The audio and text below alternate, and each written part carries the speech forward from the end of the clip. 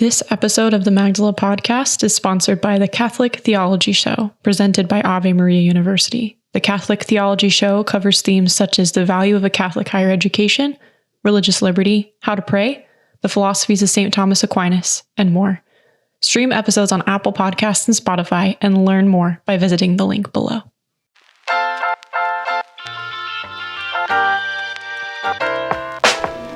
Hey there, my name is Rachael and welcome to the Magdala podcast. We at Magdala know from experience that pornography, masturbation, and other sexual addictions are not just a guy problem. The need for women to be accompanied in a journey towards healing from addiction has gone sorely unmet, and that's why we're here. Magdala exists as a space where women can find hope, healing, and freedom alongside each other from sexual addiction. Our goal is to supply you with support, community, and accountability. Here on the podcast, you'll find everything from testimonies to practical advice to dialogue about how to heal and live fully as a Catholic woman. Wherever you are in your journey, know that you're not alone, and we welcome you to this table.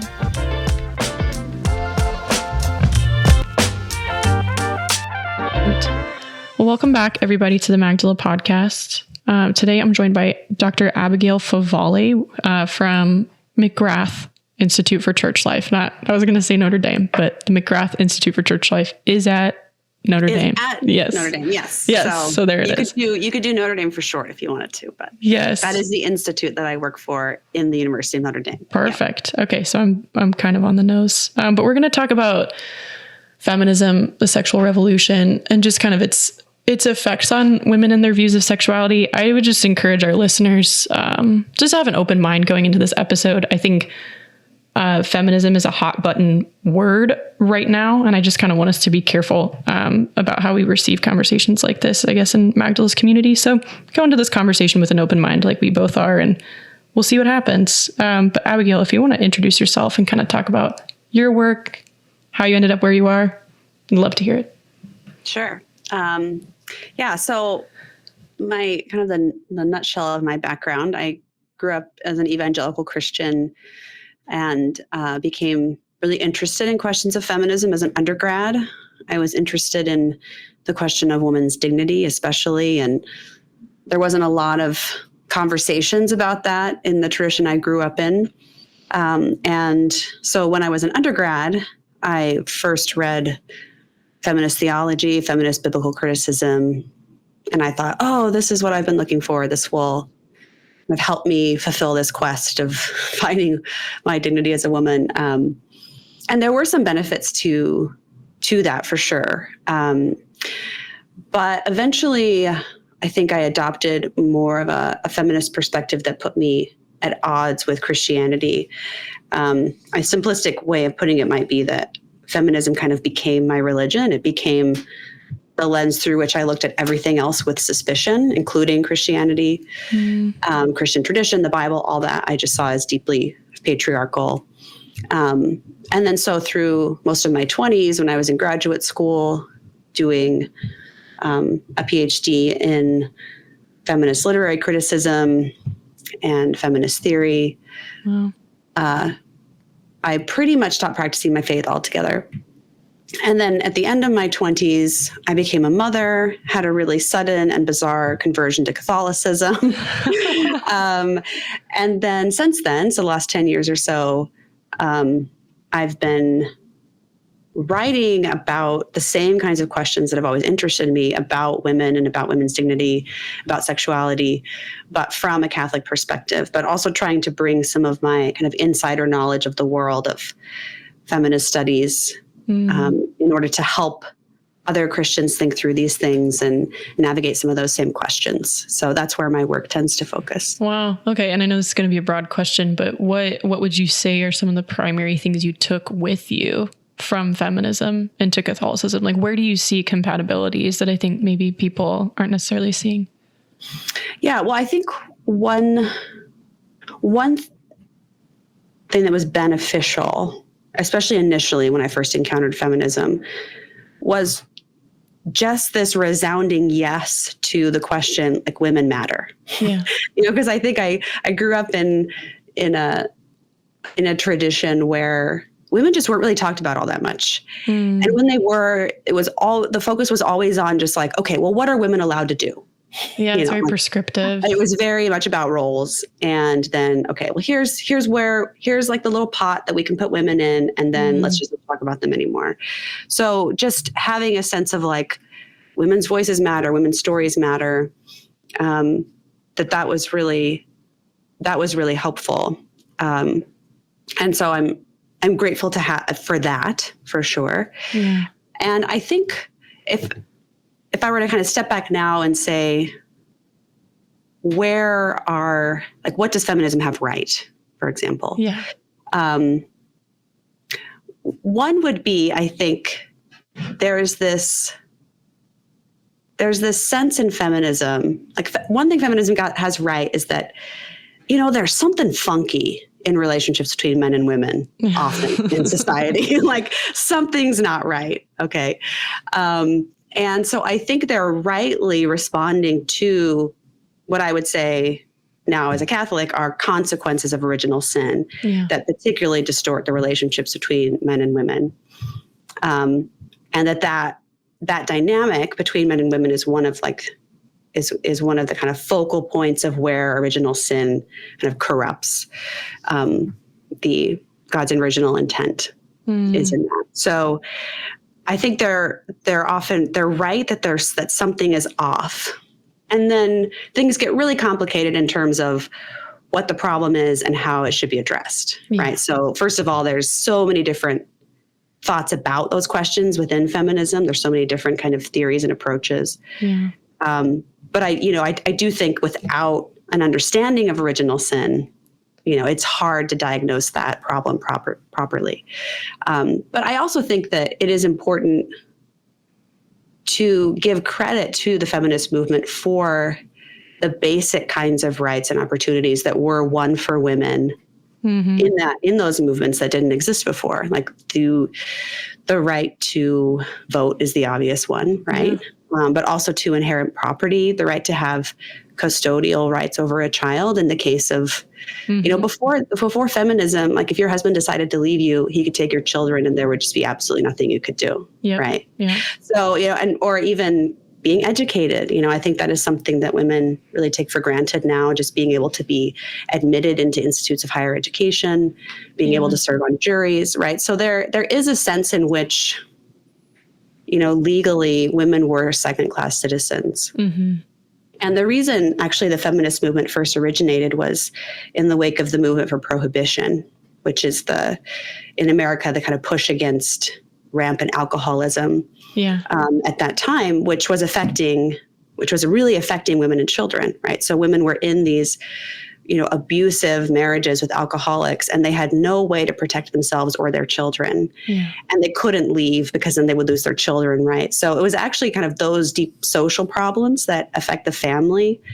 that first awakened, women to kind of politically organize, and then feminism grew out of that. So I do think it's important to kind of realize the historical context too, and to see feminism as a response to the situation of women after the Industrial Revolution specifically, and some of the problems that were endemic to society there, and trying to address those problems. I think that's key. Mary Harrington, who wrote Feminism Against Progress. Yeah. That's her big shtick, is that this is, yes, me too.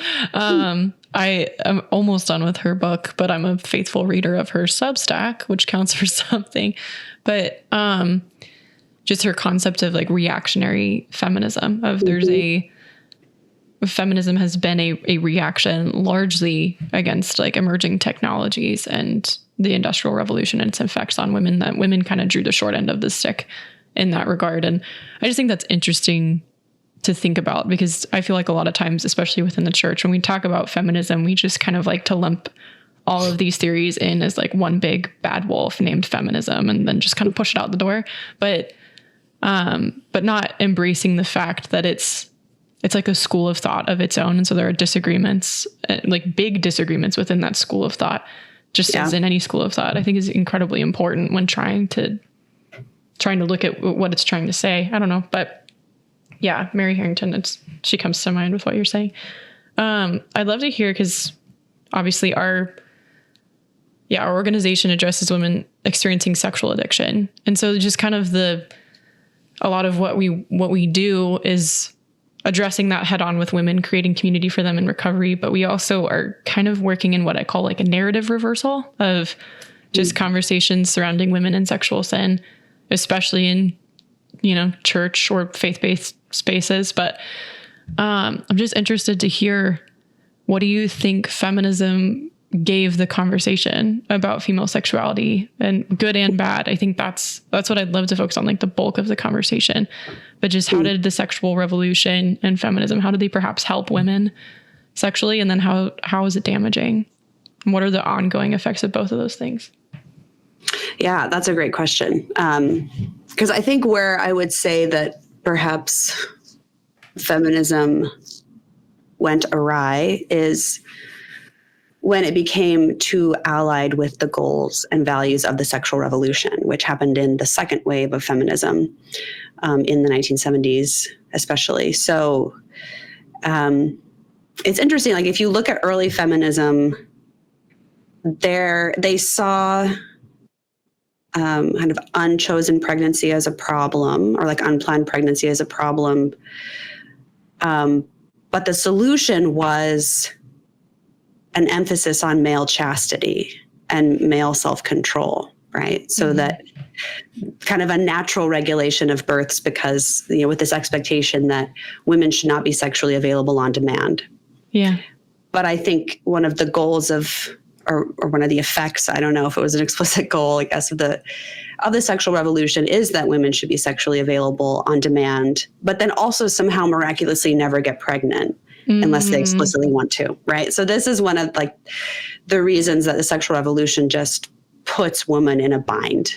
Yeah. Because the new mores of the sexual revolution are based on kind of male physiology and behavior. So we're supposed to kind of have sex like men in the sense that we never get pregnant. But of course, we nonetheless still remain the kinds of beings who get pregnant. Yes. So now, of course, the solution, quote unquote, I put this in air quotes, that it was offered is birth control. And the problem is that, well, there's a lot of problems, I think, with that expectation. But one, it kind of puts on women an implicit bias toward a masculine way of being, right? Yes.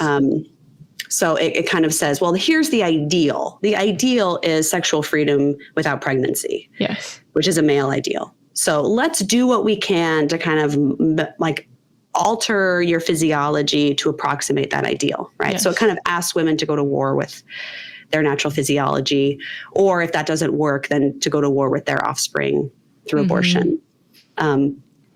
Right. So I think that's one problem with contraception.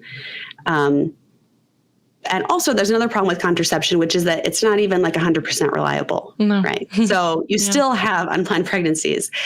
And so I think we've kind of entered this weird headspace as a culture where we have this assumption of sterility. We all kind of like function in society, or we're supposed to function in society or move through the world as if we're just, the default setting is sterility. Yeah. And so you put girls and women on birth control to make sure they're kind of temporarily sterile.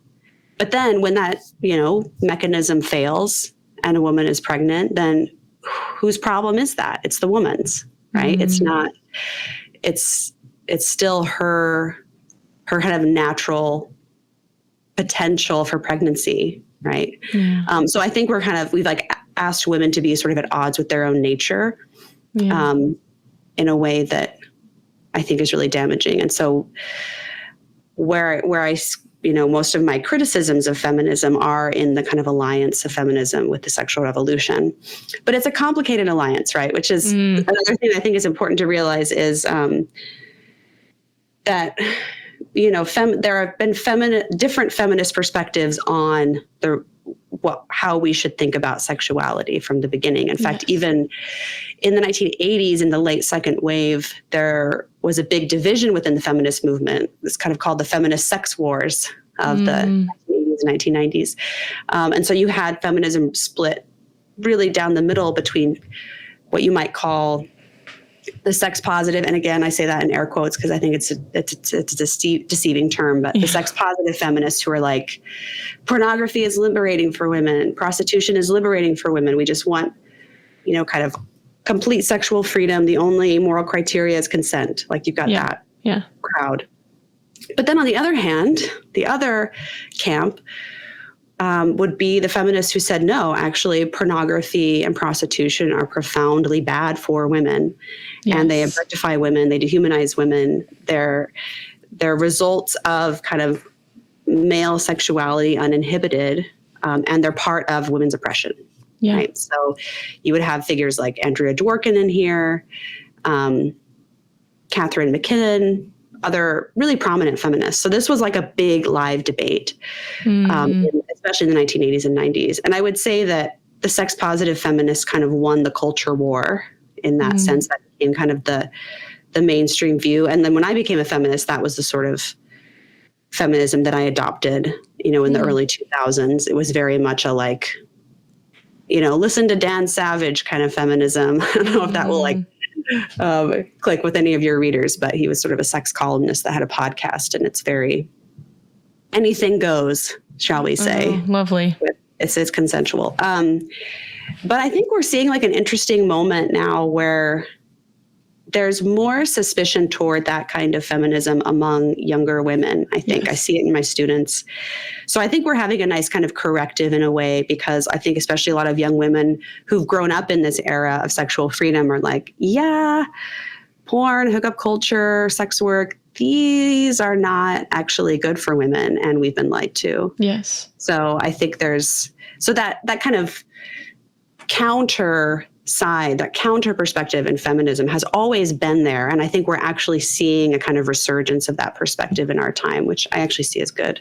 Yeah, agreed. Because I was saying before we started recording that, I'll hear within Magdala some things about like pornography is the result of feminism, which I've been more accustomed. I see the sex positive feminism winning secular culture, but I've always been more, I guess, attuned with the overly liberated sexuality is bad for women side of feminism, because I think that's more in line with feminism's nature of like, if you're actually talking about like the good of woman, including the eternal good of woman, then that's what makes sense, just in the sexual sphere. But I'm going to quote Mary Harrington again. She talks about that with motherhood too, of like the feminism of care versus like the feminism of the market or the feminism of work, and how it was kind of this war between women wanting the same acknowledgement and the same space in the market as men once the Industrial Revolution changed the market and changed the economy. And then women wanting to be able to continue in the economy, but not at the cost of their families, not at the cost of being able to care for their children and care for their family as they saw fit, which the Industrial Revolution totally ripped apart.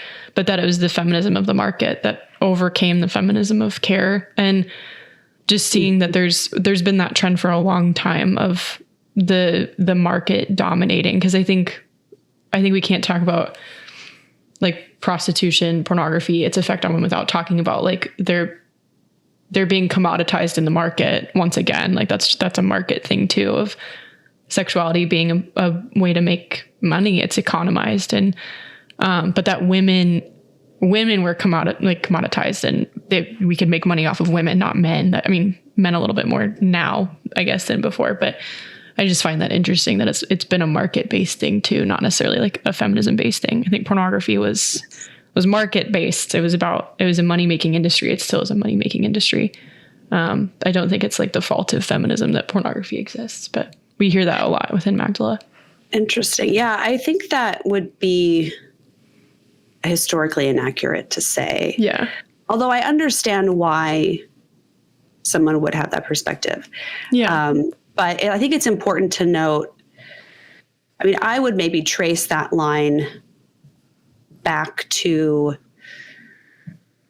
the invention of the birth control pill. Like, I do think that the contraceptive turn really unmoored our understanding of sexuality from generativity, right? So sexuality no longer was seen as something that's fundamentally procreative, but it's purely recreational, right? So that was kind of the effect, like the downstream effect of that massive sea change, which it's hard to imagine, I think, because it's so socially acceptable to us now. But like in early feminism, like in the first wave, the birth control movement was very much like, which was headed by Margaret Sanger, was very much on the fringes of feminism. It was not a mainstream perspective.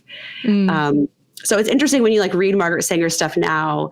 First of all, she's super eugenicist, and that very much bends our contemporary sensibilities, right? But I think what it's important to realize now is that like her eugenicist views were actually very much in line with the time. That wasn't controversial. It was the opposite. Like her views on birth control were very, very much controversial. And so she won that argument, I think. Like she pretty much single-handedly really normalized, or her organizations that she founded, really single-handedly kind of won the culture over on that and politically. So, but it was not a mainstream feminist perspective until later. And pornography, similarly, I think that kind of unmooring of sexuality from procreation to where it just becomes recreational. Some of the downstream effects of that, I think, are also pornography and then technology driving the accessibility and proliferation of pornography, right? So there's so many other things going into it that by the time you have maybe the mainstream feminist position being pro-porn, the pornography movement has already been like, it's like a snowball that's already going that then kind of also sucks up feminism, if that makes sense. In kind of the late 80s and 90s. Because prior to that, it was a minority view and then at least a very contended view long before it became a mainstream view. I like that idea. Yeah, the snowball kind of picking up feminism. Because I think, I guess when I'm thinking about like narrative reversal from a secular viewpoint, it's like addressing its connection to feminism is really important. But then even from like a church angle of like turning towards like the purity culture kind of side of things, like it's just within Magdala, or being the main spokesperson of what we do, it's interesting butting up against this idea that women don't have independent sexual desire, like, or women don't have independent sexual agency, still butting up against that and realizing, well, that's where feminism is our aid, it's acknowledgement of individuality and agency in all spheres, but sexuality included for women. And so it's just interesting, like looking at the secular side of things and seeing, okay, maybe this is where feminism is an inhibitor, and then but like looking in the ecclesial sphere, like, oh, this is where it's helpful, is helping women recognize and claim agency. Because you also, I mean, if we're speaking like an addiction framework, you can't recover from an addiction without acknowledging your agency. Like that's impossible. If you always think it's somebody else's fault, then you're going to continue in your behavioral patterns because it's never going to be your fault or your willpower or you're doing your job to recover. But yeah, I'd be interested to hear your thoughts about that. Is like where is that acknowledgement of agency helpful, and where does it go too far? Yeah, that's great. Yeah, I think agency, the idea of agency is incredibly important for a correct anthropology. And this semester I've been teaching a seminar on John Paul II's theology of the body, and also doing some stuff on his personalist philosophy, which I had never really done a deep dive on. So his book, Person and Act. And one of the things that I really came away with that helped me better understand his theology of the body too, is how important agency is for JP2. And he uses this phrase called self-determination, which I found interesting because I was like, what? Self-determination? Like, that's what I hear so much, that rhetoric in the kind of postmodern context of like, you can completely define everything for yourself. But what he means by it actually is that we have the agency to shape the kind of person we become. So one of the unique facets of being a human being is that we can actually choose the ends toward which we pursue, right? We can choose to act toward good ends or not. But then in choosing to act toward good ends, we thereby become good, right? So in that sense, we have a power to determine the kind of person that we become. So this freedom, this sense of self-determination or agency is really important for John Paul II. I think it's really important for a correct and Catholic anthropology as well. And so where it goes off the rails, I think, is when it becomes agency, but untethered toward the good, like untethered toward any kind of objective understanding of what is good and what is bad, what is evil, what is not, where the only kind of guiding principle is what you want, is consent. So in other words, like by choosing something freely, you thereby make it a good. That's kind of like the moral criteria, I would say, for a lot of forms of feminism, or even just the general ethos of our culture right now, where the one kind of moral line that seems to be guarded and held sacred is whether you choose something or not. Yeah. Which again, like that's a really important line, right? Consent matters. But to have it be the lone moral criteria, I think, and then to have this really robust sense of agency and self-determination. Yeah. That's where, I think you lose. Yeah, that's where that idea, I think, bends in an unhelpful direction. Yeah, and consent can be fickle too. It ends up being harmful if it's the only moral criterion, because consent can change in a moment. That's something we see in case after case after case, is like you are allowed to revoke consent. But if that's all you have, it's kind of, it becomes more imperative than it should be, because like you're saying, it is important, it is valuable, but I think it's become incredibly harmful when it's the only thing, especially towards women, because many of them have experiences where they want to revoke their consent or do, and it's not heard or obeyed, because it's when that's all you have, it's easier to just rely completely on it.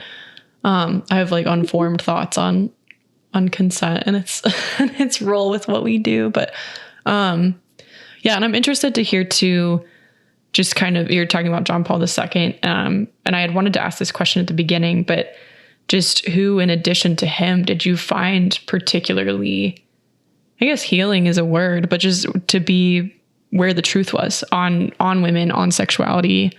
Just who do you find to be, like who's embodying the Catholic teachings on these things that we can rely on?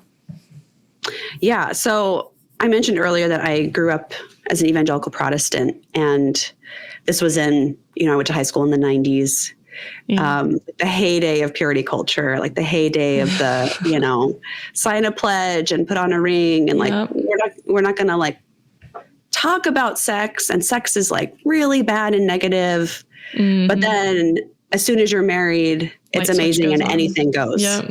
Right. So it was a purely rules-based understanding of sexual morality. So here are the rules you follow, but there was no sense of like why the rules exist. Like what is like the underlying theology of sexuality here? Like what is the why behind the rules? Is this, and that wasn't presented. It was really just about like, well, this is what the Bible says. The Bible draws a line, you follow the line, right? Yeah. And then if you didn't, then it was like, you'd murdered somebody, it was just like the world crumbles. Right. So, if someone then, and if you lose your purity, right. Cause that was kind of the rhetoric of it, right? Like sexual purity is like this. Well, the rhetoric is like, first of all, purity is shorthand for sexual purity. Yes. So the whole concept of purity becomes reduced to this one thing. Yes. And then also it's this like default state that you have. It's like you are pure by default, but if you do this one thing, then you lose it, which is really a complete inversion of the Christian understanding of grace, which is that ethics too. Yeah. Like, you start out not having it. Like you start out not having purity or holiness or, chastity or whatever the virtue is that you want to talk about. And instead, it's through God's grace, and it's through habit. It's through over time. It's something you build. It's like a muscle, right? And that's a completely opposite view of how I was taught to think about sexual purity, which is harmful, I will say. So by the time I became Catholic, well, okay, so I went from like sexual purity land, where, by the way, I did not meet that bar. Right. So I was a fallen woman, by the time I was 16 or whatever. Yeah. So I came, so I went with all that kind of shame and lack of self-worth. Mm-hmm. And I went like, boom, into the kind of like sex positive feminist, like everything's great and liberating as long as you consent to it. But it turns out like that didn't really heal the kind of woundedness that I had around sexuality either. And in fact, it introduced new wounds, because then it's like, yeah, porn's great. Like this will help you become a sexually liberated being, when it turns out like it actually will further distort my understanding of myself and the goodness of my sexuality. Right. So I like have experienced and lived in both of those kind of paradigms, and both of them have distorted my sense of self.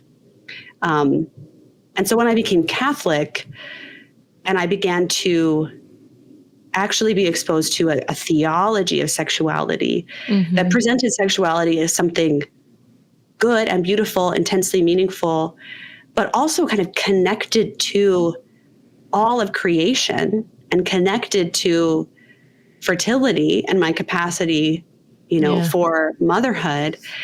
It's not just about the orgasm. It's not just about, getting off or, getting your husband off as some kind of like sexual service or whatever, It's not, because that was like all I had experienced. Because even in purity culture, it's like the inverse of that kind of consumerist understanding of sexuality, right? Yeah. It's the same kind of understanding. It's just don't do it till marriage. Yes. And then that's what you do.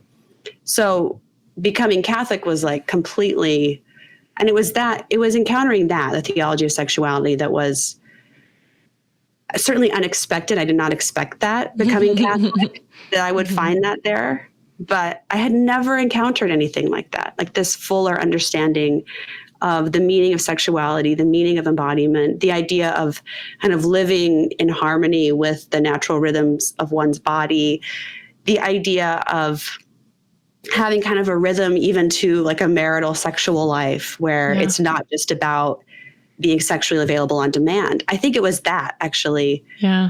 If I could like really see like this lie or this wound that I'd gotten from both purity culture and sex positive culture, was this idea that being sexually available on demand is the ideal or the expectation. And so being explicitly freed from that in a Catholic understanding, because the good of sexuality is like broadened out to include how we all participate in the transmission of human existence. Like that's really what sex is about. It's not about this kind of like momentary flash of pleasure, right?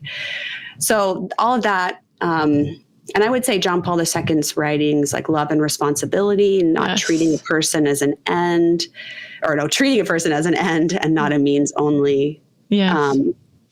And yeah, so I would say probably primarily through John Paul II, but even just like what the Catechism says about sexuality, just other church documents that present like just a much more holistic understanding of what sex means and why it's important.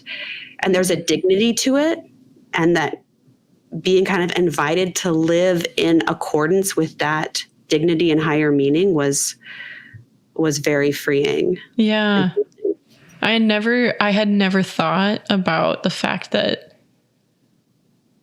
the sexual revolution and purity culture sell the same kind of conditioning to women of being sexually available all the time, until you said it earlier. I had never thought about that. And that is the conditioning. Like, I think purity culture, I know that's where more of my experience was in my upbringing. Like, it conditions women for sexual availability, like on demand. And even tells us like, we're not going to like it. Like that you're told that, and it's kind of caused this like cognitive dissonance of like, you need to do this, but it's a sacrifice and it's noble and it's holy and you're not going to like it and you're going to be really tired and you're going to hate it. But then also you should love it and you should act like you love it. And so it's this whole switch back and forth. And I'd never thought about how the sexual revolution and postmodern attitudes about sex kind of do the exact same thing of, you may not like it, but this is what men want. This is what people want from you. But also you should like it. And you just can't, there's no acknowledgement of your personal experiences, your personal preferences, whether inside or outside of marriage. There's nothing. And And just how there's no individuality, there's no agency. You're at the disposal of what people want from you, which is just horrific and sad. But I think John Paul II, it's been interesting presenting him more recently in talks with younger generations. I'm not sure like what you're finding, but I find a lot of pushback against him that's fairly new to me, because I went to a school and where he was very much celebrated. He and Ratzinger and the post-Vatican II kind of popes were very celebrated. But it's interesting seeing the pushback against him. Like, I quoted Love and Responsibility in a talk at a Catholic school recently, where I was saying something about, it's a quote where he says that if both the husband and the wife are not experiencing pleasure in sex, that it's an act of disunity. And he acknowledges that pleasure is usually physiologically harder for women to experience. And so that it's the duty of the husband to kind of carry that burden a little bit and help her. And I said that, and I was like, yeah, so this can become it can be a source of disunity. And this sweet guy in the Q&A was like, what do you mean? Like, it's harder for women to experience pleasure? And I was like, gosh, like, where do I begin with that? That you don't know, but that women are conditioned to believe this, but then also men on the other side are conditioned to believe that women do experience things the exact same as them. And that's, I think that's harmful to them too, and to their understanding, and because they want to be loving, but how do they do that without an understanding of who we are and how we operate? And then it all just gets reduced into generalizations. Like right now, I'm generalizing, but I know women where it's not their experience. And yeah, so it's just, I had never thought about the ties between the two until you had said it, and that's what we've been conditioned towards. But yeah, that's a random thought. I don't know if you have anything to say about that, but. Yeah, it's interesting to hear. John Paul II is an interesting guy. I mean, he's an interesting figure because he says things that, first of all, certainly will rattle the progressives, Yes. But he also says things that will rattle those on the traditionalist side. Yeah. So I often find when I'm kind of, conversing with those two perspectives, like that both of them will relativize John Paul II or find a way to basically make the argument that he doesn't matter, or we can kind of overlook, so the trads will just want to roll well, let's go look at, Pius the blah blah in 1790, which is not to knock Piuses in general, but just don't want to roll it back to some kind of historical moment, which, and then just kind of overlook basically the magisterial output of the last 40 or 50 years or so. And then on the other side, of course, the progressives will just want to kind of dismiss him as a hopeless conservative, right? Who's just wants to keep women in the home and having babies all the time. And it just seems like neither caricature reads him thoughtfully, because he really kind of pushes against both of those extremes. Because I think one of the things I discovered after becoming Catholic was this really consistent witness post Vatican II, or really Humanae Vitae onward. Yes. Toward the fallout of the sexual revolution, especially in the ways in which it affects women. Yeah. And this kind of consistent pushback against the objectification and dehumanization of women in general, but especially in sexuality, and when Paul VI talks about some of the fallout from accepting contraception, it will be that it will undermine women's dignity, and women will be more and more treated like sexual objects. They'll be treated. And that's so prophetic, right? Because if you look at the 1960s to now, it's in so many ways you might say, well, women are doing better than ever. But if there's certainly a metric upon which has only gotten worse since then, it's the hypersexualization of women, it's the pornography industry, and of course, women's mental health, are in general, right? So it seems like that thread, and that is the thread I think that the feminist movement capitulated on, in a way that really failed women. So we're seeing, I think, the downstream effects of that. So that's why I think that it could, like, having a feminist movement that is really attuned to women's dignity and attuned to the right ends could be really beneficial and is really needed right now, I think. Yeah. Especially in this issue. Which is what John Paul II called for. Was he didn't ask for feminism to be thrown away, but a new one to be created. And I think that to me, again, this is Rachael Kalacki's view. This is not Magdala's view. I think that's the only way, personally, of just if we want like a way out of the very radicalized versions of feminism. Its ties to abortion, its ties to contraception, its ties to so many harmful things for women and human dignity in general. I think the only way is to create something new, because there's Alice von Hildebrand talks about in Privilege of Being a Woman that feminism has not yet toppled the problem that it set out to topple. It has just reversed the problem. And so there's she says is headed towards reversing the problem. But I think there's not a glory in going back, in some ways going back, but not in all ways. And I just don't think it's realistic to plan on that. But I think because I think just looking at it, like I am grateful to feminism for its acknowledgement of agency and in plenty of other things. But I think specifically in our work, it's like we're acknowledging that women can sexually sin because we're acknowledging that they have sexuality at all, which is new. Yes. And that's like a point that I've had to drive home in many conversations, is like this idea, like when people react with a lot of denial or just shock that women could be into pornography or do multiple other things. That shock is like presupposed by an idea that women don't have sexual desire. And I don't fault people who think that, because I think we have been conditioned to think that, is that women don't have individualized sexual desires. And so I am very grateful to feminism for shedding light on, oh yes, women are indeed sexual beings.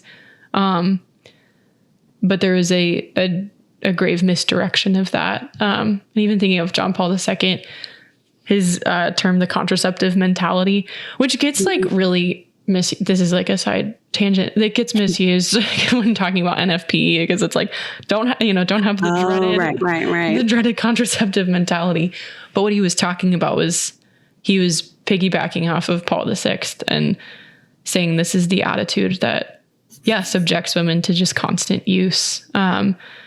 Is it like the contraceptive mentality describes a culture in which contraception is the norm and abortion is the emergency brake, and what that does to people. And so I am grateful to feminism for creating the idea of agency and the acknowledgement of women's sexuality. But we definitely need a new feminism that acknowledges the agency and then directs that agency towards the good, like you said earlier. I think that's key. Yeah, I completely agree. And I think when you look at John Paul II, like even how, I think he's a good model, even how he engages with feminism, like in the letter to women, for example, and a couple other kind of more minor addresses or letters that he has. He thanks women's rights activists. For their work, like he says, like, thank you for the good that you've done. Like he recognizes it, but then he also does not hold back in kind of critiquing where feminism has gone wrong. Right. And I think that's the best approach to have, right? That's, I think, the most authentically Catholic approach, because if you look at the Catholic intellectual tradition, I mean, like take Aquinas, for example, who's like, everyone wants to put Aquinas on a pedestal, right? So let's do it. Let's put Aquinas on a pedestal. And let's say, here's another model, right? Because when he freely takes from pagan philosophy, he freely takes from Islamic philosophy, from Jewish philosophy, in order to better develop his own Catholic philosophy, right? I mean, he relies so heavily on Aristotle, who was a pagan. and who had ideas that are very consonant with Christianity, but of course some that aren't. Yes. So I think it's possible to take that kind of complexity and generosity to other forms of philosophy, including feminist theory, and to say, okay, well, like what here is consonant when we bring it into the context of a Christian worldview? What here can we learn from? Like, where is the truth here? And also what needs to be rejected, because there are things that need to be rejected. Yes, for sure. So that's how I see JP II approaching feminism. And I think especially right now in our polarized time where it's either like rah, rah, rah feminism or rah, rah, rah anti-feminism, like we need people to like just kind of calm down a little bit, be a little more generous, a little more nuanced, and see that it's actually okay to engage charitably with feminism, but also critically at the same time. Yes. Yeah, totally agreed. I had a thought on that and it totally went out. The pregnant brain. There it goes, the brain fog. Edith Stein. I was thinking about just because I think John Paul II relied heavily on Edith Stein, and so much of it, we were talking about personalist philosophy, but, and he just had an admiration for her. But I think this is what she did before, kind of at the, I want to say like kind of a tipping point of feminism, because she was pre-World War II largely. So it was like, just talking about a woman who made nobody happy, but just angered feminists, but also angered Catholics, because she could dialogue with both. And even like reading essays on woman, like I was just absolutely enraptured by like every word, because it was the deep thought that we need and that we've been looking for.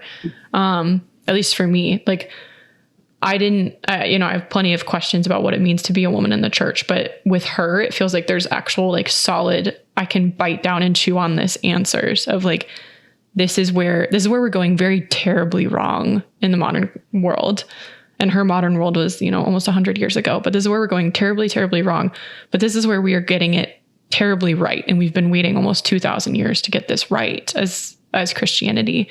And I would love to see just more Edith Steins in the world doing that. Because I think, I know for me, she was particularly healing of just like, there is a path, and that path requires a lot of thought and a lot of dialogue and a lot of correction and disagreement, even like healthy disagreement. And because that was her career, basically. Once she became Catholic, especially, that was her career. But I know we got to land this plane. And I'm grateful for all your thoughts. I feel like I could pick your brain for another hour.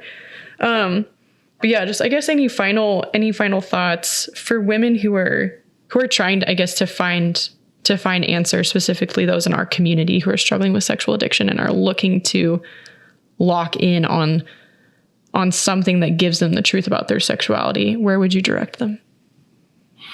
Ooh, that's a good question. I already feel like I plugged John Paul a little bit. I do think Love and Responsibility. It's kind of hefty. Yeah. But I found it to be very helpful to read. And his theology of the body, I am actually not familiar at all with a lot of the pop versions of theology of the body. Yeah. So I can't recommend those wholeheartedly. Maybe they're helpful, maybe they're not. I honestly don't know. And the text itself, like the actual kind of writings, or I guess they were originally audiences, addresses. Yeah. Audiences. That's right.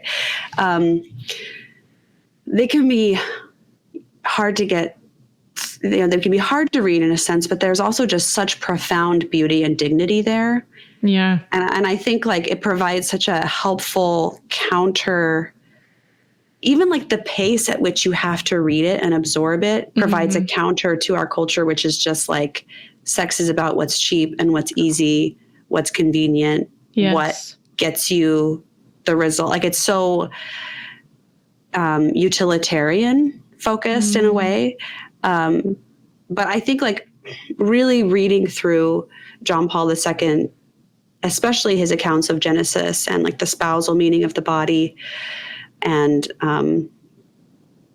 how the body has a sacramental meaning. If I had to point to like one kind of beautiful idea that really unlocked my world, it would be that the body has a sacramental meaning. Like my body in its sexuality has a sacramental meaning, and that is profoundly good and profoundly beautiful. Has been a real game changer for me, I think. Yes. So. Yeah, because that's what can't be taken away. It's inherent. Right. And right. Yeah. Exactly. And there is like a sense that, so we like have a sacramental meaning, but also we can like act in a way in the world that like where we are like in harmony with that sacramental meaning, right? Yes. Like we can kind of use our agency in a way that's at odds with it, or we can kind of use our agency in a way where like gradually we become like a truer icon, you know? Yeah. Which is, that's the call of the Christian life. And I would recommend too, just like heading to the text itself, of theology of the body. I was really blessed to take an entire class on it in college from, Dr. Waldstein, who translated it. That's awesome. Which was amazing. Cause he knew it like the back of his hand after being its translator. And he had taught the course for many years at that point. But yeah, you're talking about the slowness. I had never thought of that as like an antidote to just the quick, fast, easy kind of sexual pace of culture. But, he approached it with deep slowness and reverence. And somehow we made it through the entire thing in a semester. It felt like we were. That's amazing. I want to take that class. It was amazing. Cool. I was 19, so I wish I could retake it now. And and then again in 10 years, I wish I could get the chance to retake it. But I would recommend reading the actual text, even if you feel like you're not grasping a lot of it. And then he just released, I think last year, it's called The Glory of the Logos, and it's his kind of commentary on it. Dr. Oh, interesting. Yeah, which it's dense, but it's again good for. It's not as accessible, but he knows it so intimately and so well, and because I'm not. I don't really have strong recommendations for or against the pop culture versions of TV. Yeah, I just either. don't. Yeah. Familiar. But I definitely love the text, and I love Waldstein's commentary on it. So I'm a little bit partial for him. Cool. Well, thank you for joining us today. I appreciate this conversation so much. And just even your sharing of your own experiences. And I think it's going to help a lot of our listeners. So thank you. Yeah. Well, thank you for the work you're doing. I mean, this is so important to have an attention to, especially like women's struggle in our time, you know? Yeah. Because that was a real, I think, void or an absence when I was younger. So yeah, me too. That's why we're here. But coming on and helping us out. All right. See. If you like this episode, feel free to like, subscribe, or share with a friend. If you're interested in supporting the work that we're doing in Magdala and also gaining access to more exclusive content, consider joining us as a patron on our Patreon. You can find that link in the show notes below. If you'd like to support the work Magdala is doing as a donor, you can also find the link to join our support team in the show notes below. If you are in need of a Covenant Eyes subscription and want to give it a try, you can use the code Magdala for 30 days free. You can find that link in the show notes as well. To join a virtual small group or learn more about our resources, visit magdalaministries.org. And then finally, if you want to get the light phone and live a more peaceful life, you can find our affiliate link in the show notes below as well. God bless you all, and we'll catch you soon.